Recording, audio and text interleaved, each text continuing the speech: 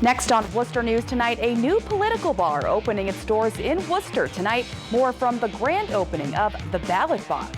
Plus, we'll have a Patriots preview before this weekend's AFC Championship game at Gillette Stadium. Thank you for joining us. I'm Catherine Andrioli. State police arrested 10 men in a Northborough prostitution sting. The men were arraigned in Westboro District Court today and charged with sexual conduct. District Attorney's Office saying state and local police departments conducted a sting operation in an effort to combat human trafficking and sexual exploitation of women. District Attorney Joseph Early Jr. says the focus of the operation was to, quote, attack the demand side of human trafficking, where we too often find women forced into prostitution. The men were arraigned before a judge today in Westboro District Court. New England football fans are buzzing about Sunday's big game between the Patriots and the Steelers. After coming up short last year, the Patriots are looking to get back to the Super Bowl for the first time in 2 years. Our Andy Madison joins us live now and has a look at how fans of both teams are preparing. Andy? Good evening, Catherine. For Patriots fans, it is familiar territory, but they are hoping they can get over the hump from what happened last year and get back to the Super Bowl. And it is a familiar opponent in the Steelers, and their fans travel well, and we found some here in New England. If you're a Patriots fan, it's familiar territory. I'm a little nervous about their run game. I don't know how we're going to stop it, but I think our offense will do quite well. No, I think our defense could definitely stop them. Our front four is pretty strong. This year seems to be a little bit different of a year. It's more of a calm confidence. 48 hours before the big AFC Championship game, some fans were looking for extra Patriots gear. Those we spoke with were a little nervous about Sunday's game, but confident their star quarterback will give them the edge over the Steelers. Tom Brady. Brady is on a mission, and he's on a revenge mission, so I think he's going to be in the Super Bowl. The hype is building as fans wait for the Patriots to take the field Sunday in Foxborough for a chance to get back to the Super Bowl and win a 5th title. This isn't the first time Pittsburgh has faced New England in the AFC title game. And in Worcester, hang on, is that a Steelers jersey hanging in the window? We have Polamalu and Roethlisberger, and then two old-timers, Rocky Bleier and Jack Lambert. It is owned by Steelers fan Father John Madden of St. John's Church. He's been a diehard Steelers fan since birth, and he'll be at Sunday's game at Gillette Stadium. I wear my Steelers stuff. I figure I'm with the Worcester Police Department. I'm probably pretty well protected, you know. The officers Father Madden will be with are Patriots fans, but he has faith his Steelers can best Brady and the Patriots to get to the Super Bowl. For Steelers and Patriots fans, it is all on the line this Sunday. On the Foxborough Sunday, I'm more confident than for many years that they have a shot at beating the Patriots. So that for me, it's more hopeful than it has been in the past. I trust 100% that we're going to win. We have Tom Brady behind everything. That's it. Malcolm Butler on the defense. Now, the Patriots-Steelers game are the late game on Sunday. Kickoff is scheduled for 6:40 in Foxborough, but the game could mean big business for some local sporting goods stores that might open late if the Patriots win. And Catherine, it could be a record seventh appearance for Tom Brady in the Super Bowl if they win Sunday's game. Well, let's hope for a win, Dandy. Thank you so much.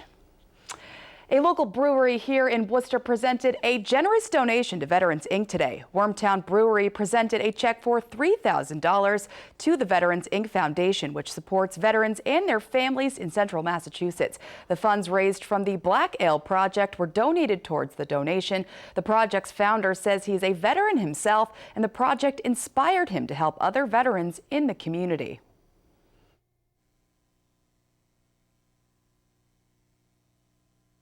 I'm a former Marine and a non-combat veteran of the Persian Gulf War, and I also had a beer blog, a craft beer blog. I've been into craft beer for over 2 decades now, so I built quite a network of breweries and brewers that I know, and I wanted to try to help fellow veterans because I feel that they can use some extra support. Wormtown chose us, Veterans Inc., to receive this award, and we really struggle with certain things in our program. For example, our food pantry. This year, we will feed 9,000 people 255,000 box meals. The money that we're receiving tonight will go to that program, and we'll be feeding veterans and their spouses and their children for the next year with some of that money.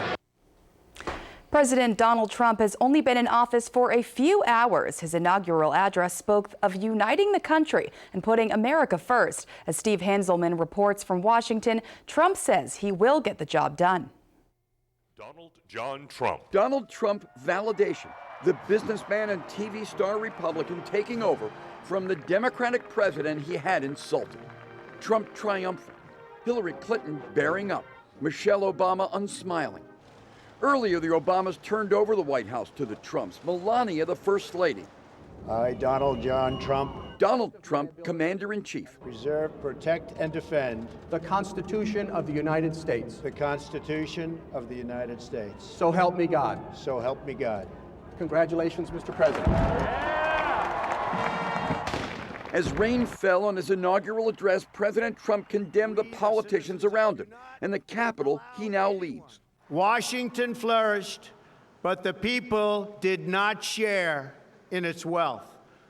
Politicians prospered, but the jobs left and the factories closed.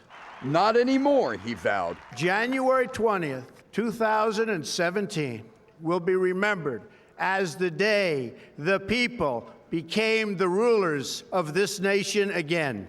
Soon after, the president tweeted, "We will bring back our dreams," vowing to stop now what he called American carnage, poverty, bad schools, drugs, crime, and economic decline. A dark view refuted by Barack Obama before he left on vacation, crediting Americans for progress. All the amazing things that happened over these last 10 years are really just a testament to you. Today's crowd was smaller than Obama's, and the Trump parade was shorter, but joyous for the new president's supporters, cheering the huge change in Washington. I'm Steve Handelsman, NECN. And many people here in Worcester went to Mechanics Hall to watch Donald Trump become the 45th President of the United States. This is the second public viewing of the inauguration at Mechanics Hall. The previous time was 8 years before Barack Obama, where the numbers in attendance at Mechanics Hall were much higher. Our Rosalind Flaherty was there today and has the details. Execute. That I will faithfully execute. The office of President of the United States. The office of President of the United States. A small crowd gathers at Mechanics Hall to watch Donald Trump become the 45th President of the United States. If I couldn't get to D.C., I thought this would be a good place. Mechanics Hall says several hundred watched the inauguration of Barack Obama here 8 years ago. Friday, it was a very different scene. We were a little disappointed at this year's turnout, but not surprised. Bobby Chase came to watch wearing a Bernie Sanders t-shirt in all black, hoping to send a message. I want to protest that Trump, unfortunately, is going to become our next president. 13-year-old Ben Hubbard, a Trump supporter from the beginning, watched with his mom. He says it felt good watching the president get sworn in because his friends said he would never win. I like that he isn't a regular politician, so he isn't he tells the truth a lot, and that he'll do the right things, like he'll make the hard decision. During President Trump's speech, he reiterated power would be given back to the American people. Together we will determine the course of America and the world for many, many years to come. Aldana Shumway says she didn't think Trump said anything new. It didn't reassure me. I was thinking about that as I stood, and is it something that's going to help unite people? Trump supporter Mark Pelletier says he thinks the speech was a little harsh, but he likes some of the points the president made. Taking the patriotism of America, the fact that he mentioned God quite often, I think that's important too. Rosalind Flaherty, Worcester News Tonight. Today, Congressman James McGovern released a video statement on the inauguration of President Donald Trump. The senior House Democrat has been a vocal critic of the new president, and he didn't appear to hold his feelings back today. I have the highest respect for the office of the presidency, but in all candor, I don't have an awful lot of respect for the man who's going to take the oath of office today. He has said far too much that deeply troubles me. This is a man who, after all, attacked President Obama, the first African-American elected to the presidency, by questioning whether or not he was even a citizen of this country. And McGovern says he will be marching alongside women in Washington, including Karen Sharp and many other Worcester County residents who say they will be heading to Washington, D.C. tonight to march for what they believe in. The bus ride will take 9 hours, but Sharp says it is worth it. Sharp also says they are not protesting the election because she accepts democracy. She just wants to make sure the issues she holds close to her heart are still on the agenda, like women's rights, climate change, and racial and ethnic diversity. I think that the leader of the free world demonstrated sexism and misogyny during the campaign in ways that are unacceptable. I'm also a proponent of public education, and he is poised, it seems, to create great change in how we fund and support public education, not just K-12, but higher education. And Sharp says people will be marching for what they believe in, not only all over the nation, but also all over the world.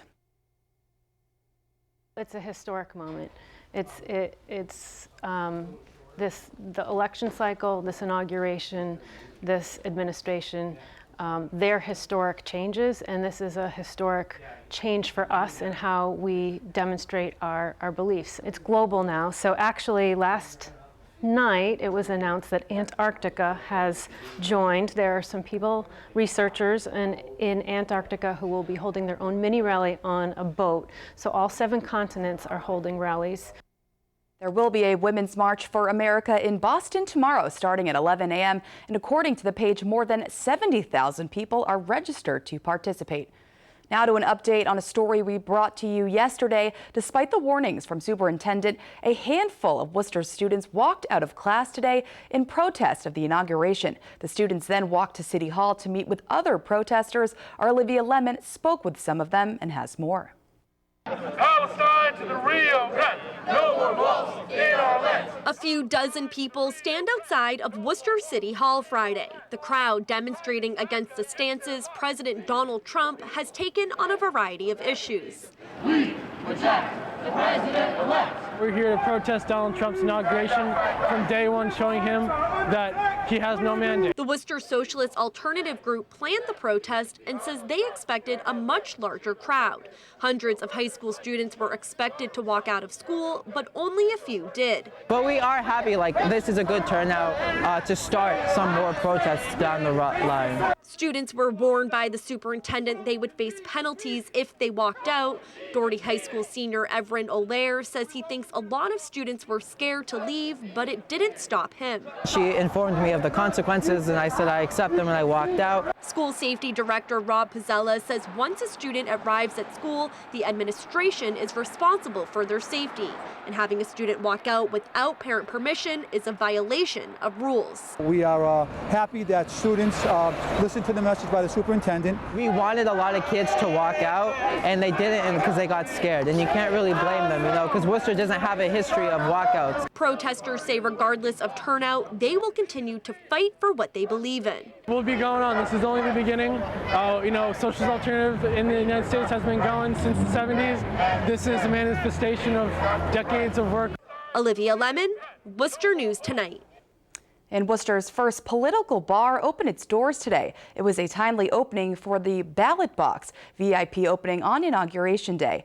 Many were enjoying the new bar tonight. Former Worcester County Sheriff Guy GLODIS opened the bar located in Kelly Square. GLODIS says he was inspired to open the bar to bring a friendly political atmosphere here in Worcester.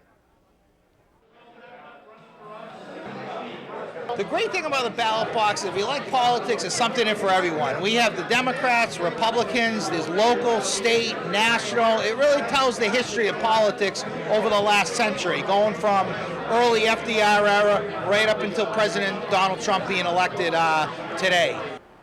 And the ballot box is officially open to the public tomorrow.